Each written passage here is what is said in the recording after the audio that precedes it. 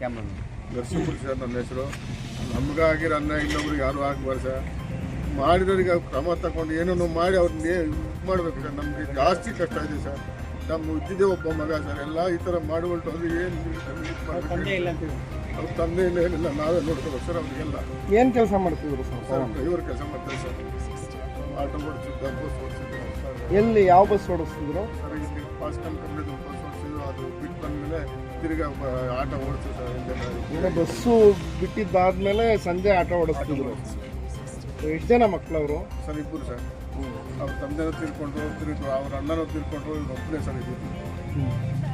ಕಾರಣ ಏನು ಅಂತ ಇನ್ನು ಅದು ಏನಂತ ನಮ್ಗೆ ಗೊತ್ತಾಗಿಲ್ಲ ಸರ್. ನಮ್ಗೆ ತನಿಖೆ ನಡೀತಾ ಇದೆ, ಏನಂತೂ ಗೊತ್ತಾಗಿಲ್ಲ. ಯಾರು ಅಂತಲೂ ಗೊತ್ತಿಲ್ಲ. ಏನಾದರೂ ಹುಡುಗರ ಜೊತೆ ಏನಾದರೂ ಗಲಾಟೆಗಳು ಆ ಥರದ್ದು ಏನಾದರೂ ಮಾಡ್ಕೊಂಡಿದ್ರೆ ಏನಾಗಬೇಕು ಸರ್ ನಿಮಗೆ? ಮಗ ಸರ್, ನಮ್ಮ ಅಣ್ಣನ ಮಗ. ಈಗ ನಿಮ್ಮ ಅಣ್ಣನ ಮಗ ಮರ್ಡರ್ ಆಗೋಗಿದ್ದಾನೆ.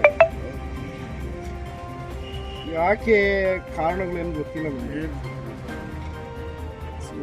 ಈಗ ಏನು ಹೇಳಕ್ಕೆ ಬಯಸ್ತೀರಾ ನೀವು?